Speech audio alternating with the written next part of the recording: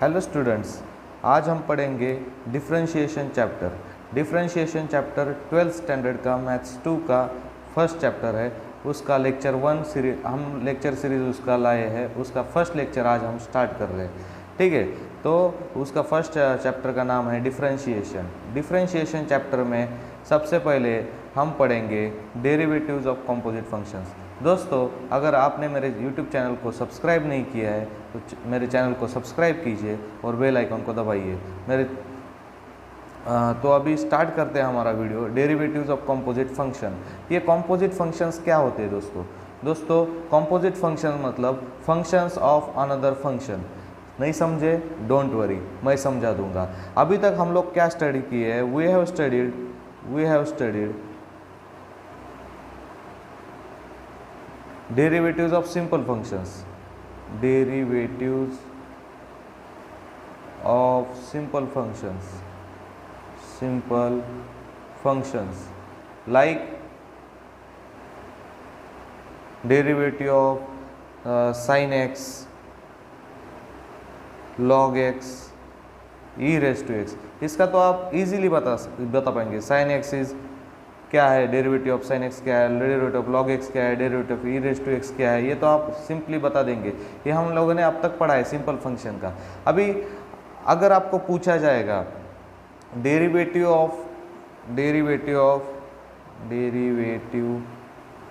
Of sine root x क्या होता है, log of sine in bracket x square plus 5 क्या होता है, या फिर e raise to ten x, derivative of e raise to ten x क्या होता है, तो आप कंफ्यूज हो जाएंगे कि क्या इसका आंसर देंगे। तो इसका आंसर देने के लिए ही यही है, ये इसी को कंपोजिट फंक्शंस बोलते हैं। These are known as composite functions. क्या है ये? These are known as composite functions. अभी ये कंपोजिट फंक्शंस का डेरिवेटिव कैसे निकालना है, यही हम लोग इस चैप्टर में पढ़ने वाले हैं। तो दोस्तों, ये वीडियो अंत तक देखिए, जिसके कारण आपका एक कंसेप्ट क्लियर हो जाएगा डेरिवेटिव्स ऑफ कंपोजिट फंक्शन का। आज हम एक थ्योरम पढ़ेंगे, बस एक ही थ्योरम पढ़ेंगे, बस जी जान से देख लीजिए। अगर आपको कुछ बोरिंग टाइप लगेगा तो थोड़ा एंटरटेनमेंट के लिए थोड़ा सा साथ में कुछ पानी चाय समथिंग रख लीजिए, जिसके कारण आपको नींद नहीं लगेगा। क्योंकि डेरिवेटिव ऐसा चैप्टर है दोस्तों कि ये पढ़ते पढ़ते बहुत सारे स्टूडेंट्स को नींद लग जाता है। क्यों बोलने से, तो उसमें इंटरेस्ट नहीं आता है। तो इंटरेस्ट लाकर देख लीजिए। आपको अगर बोरिंग नहीं लगा तो वेल एंड गुड, अगर बोरिंग लगा तो थोड़ा सा ब्रेक ले लीजिए और पढ़ना बस स्किप मत कीजिए, नहीं तो ये चैप्टर पूरा बोरिंग लगेगा। इसके कारण आप इसको इंटरेस्ट देकर पढ़ लीजिए, ठीक है। तो थ्योरम के तरफ बढ़ते हैं। थ्योरम क्या बोलता है, मैं यहाँ पर स्टेटमेंट लिखा हूँ। स्टेटमेंट क्या है? If y is equals to f of u, क्या दिया है? y is equals to f of u दिया है। मैं इधर लिखता हूँ y is equals to f of u दिया है, ठीक है। y is equals to f of u is a differentiable function of u। u का डिफरेंशिएबल फंक्शन है y, ठीक है। Is y is equals to f of u is differentiable function of u and u is equals to g of x। u is equals to g of x, इधर मैं लिखता हूँ, is differentiable function of x। Then y is differentiable function of x, y is differentiable function of x, ये हमें prove करना है। And dy by dx is equals to dy by du into du by dx, ये हमें prove करना है दोस्तों। तो कैसे प्रूव करेंगे? बहुत सिंपल है, बस आप ध्यान से देख लीजिए। आप अगर ध्यान से देख लेंगे तो आप ये इसका आंसर इजीली दे पाएंगे। मैं इसको रफ कर देता हूँ, ठीक है, इसको मैं रफ कर देता हूँ, इधर ध्यान मत दीजिए, ठीक है। अभी इसके तरफ आप ध्यान से देख लीजिए। मैं बहुत सिंपल वे में आपको समझाने वाला हूँ। ये बोर्ड में भी क्वेश्चन आ सकता है, प्रूव दैट थ्योरम बोल के। तो इसको हमें कैसे लिखना है? हमें सबसे पहले लिखना है गिवन दैट। क्या दिया है? Given that y is equals to f of u, y is equals to f of u. यहाँ तक क्लियर है? ये गिवन दिया है। And u is equals to g of x, ये भी दिया है, ठीक है। यहाँ तक क्लियर है दोस्तों? तो इसके बाद वी अज्यूम दैट, हमें ऐसा लिखना है, we assume that, we assume that u is not a constant function, not a constant function। Constant रहेगा तो क्या होगा, 0 आएगा, कांस्टेंट फंक्शन, u इज not a constant function.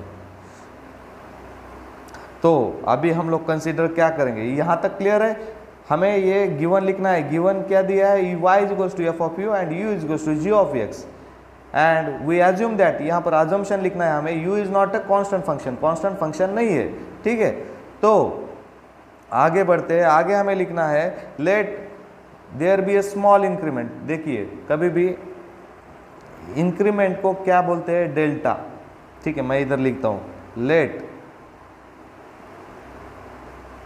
There be a small increment, there be a small increment in the value of x, ठीक है, in the value of x। अगर आप नोट डाउन नहीं किए हैं तो नोट डाउन कर लीजिए, क्योंकि मेरे साथ पढ़िए, मेरे साथ में पढ़ेंगे तो आपको आसान हो जाएगा थोड़ा।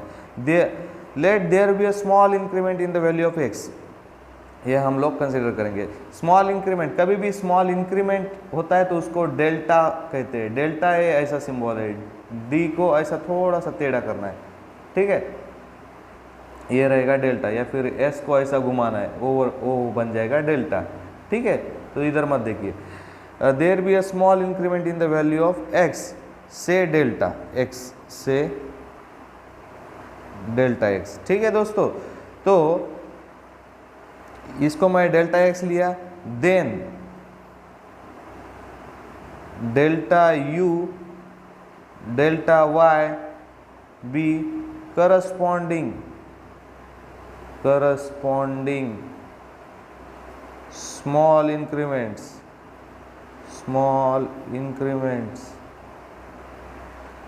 in u and y respectively, in u and y respectively, ठीक है। यहां तक क्लियर है क्या दोस्तों?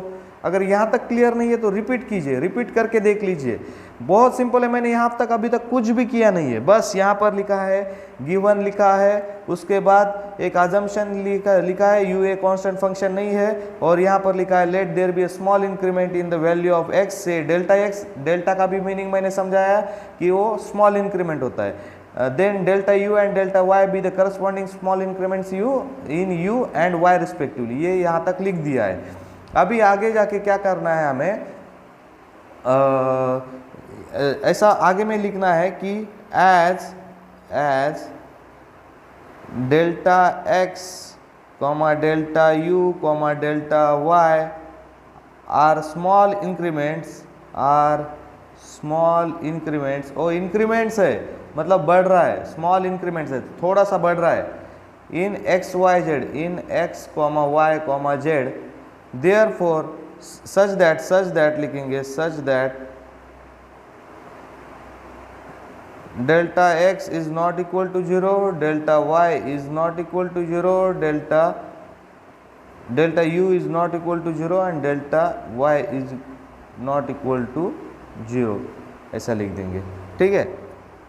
अभी हम खुद से एक स्टेटमेंट लिखेंगे, हमें क्या प्रूव करना है, dy by d x is equals to dy by d u into d u by d x, ऐसा लिखना है ना। तो हम लोग यहाँ पर लिखेंगे वी हैव क्या है, delta u by delta x is equals to delta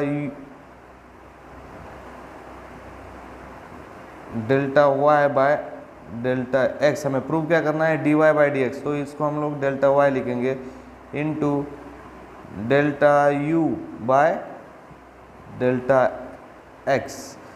delta और d में बहुत डिफरेंस है दोस्तों, ये हम लोग लिखे हैं खुद से, क्यों, क्योंकि ये वैल्यूज है, तो डेल्टा u यहाँ पर, सॉरी डेल्टा u है, सॉरी डेल्टा यू कैंसिल हो जाएगा तो क्या बनेगा, d delta y by delta x. यहाँ पर डेल्टा वाई है, सॉरी डेल्टा वाई है, डेल्टा यू हो गया था वो गलती से, ठीक है। तो डेल्टा यू कैंसिल होगा तो क्या बनेगा, d delta y by delta x. ये हम लोग खुद लिखे हैं। तो अभी हमें आगे का स्टेप, यहाँ तक तो बहुत सिंपल था दोस्तों, बस आगे थोड़ा सा दिमाग लगाना है, कुछ नहीं करना है। यहाँ तक हम लोग कुछ भी नहीं किए, बस ये जो स्टेटमेंट है इस स्टेटमेंट के अंदर से ही डेटा निकाले हैं और यहाँ से अपना काम शुरू हुआ है। हम लोग लिखे हैं वी हैव, अभी ये इसको देख के ही लिखना है, बस डी के जगह डेल्टा लिखना है। D y by d x है तो delta y by delta x is equals to d y by d u है तो delta y by delta u into d u by d x है तो delta u by delta x. इतना ही लिखना है, डी के जगह डेल्टा लिखना है। ये हम लोग हमारे पास ये है बोल के, ठीक है। अभी हम लोग लिखेंगे टेकिंग लिमिट्स। 11th में पढ़े होगे दोस्तों आप, लिमिट्स चैप्टर में, taking limits as delta x tends to 0 on both sides. आपको delta x tends to 0 both side में लेना है लिमिट।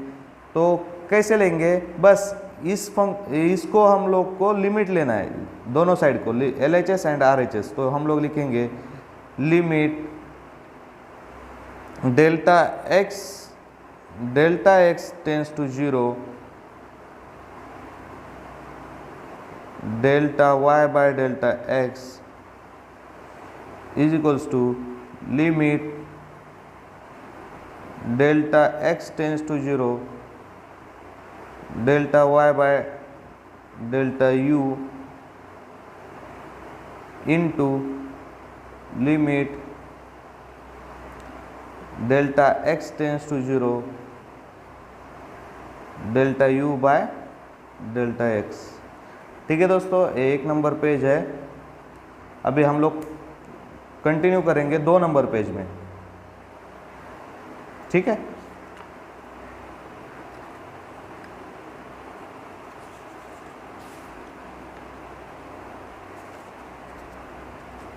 पॉज के दो।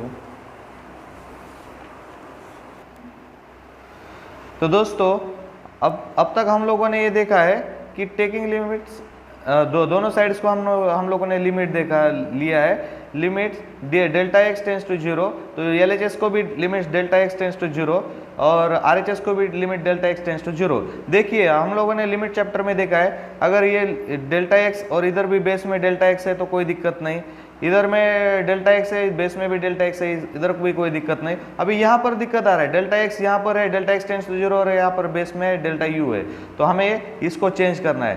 तो हम लोग क्या लिखेंगे दोस्तों, बहुत सिंपल है, देखिए बहुत सिंपल है।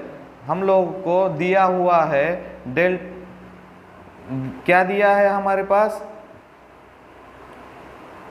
फंक्शन लेट यहाँ पर हम लोगों को दिया हुआ है गिवन में, देखिए u is equals to g of x, ठीक है, u is equals to g of x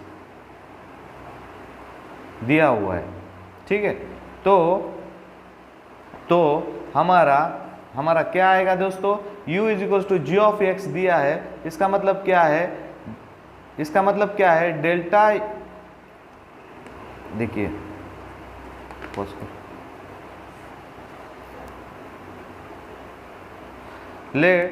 अभी हमें क्या दिया है, u is equals to g of x, therefore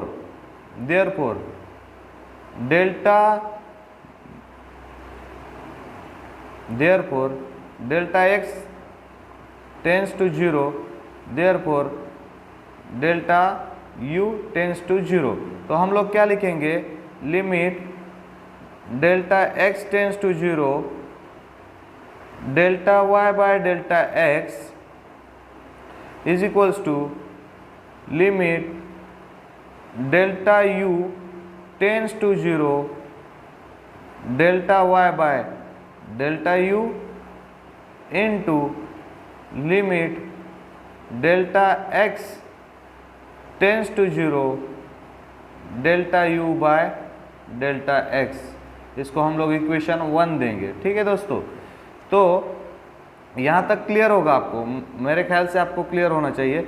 यहाँ पर ये भी रीज़न लिख सकते हैं, delta u is continuous function of x, u is continuous function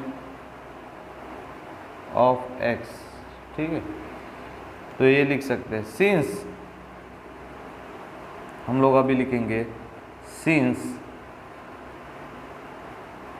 y is differentiable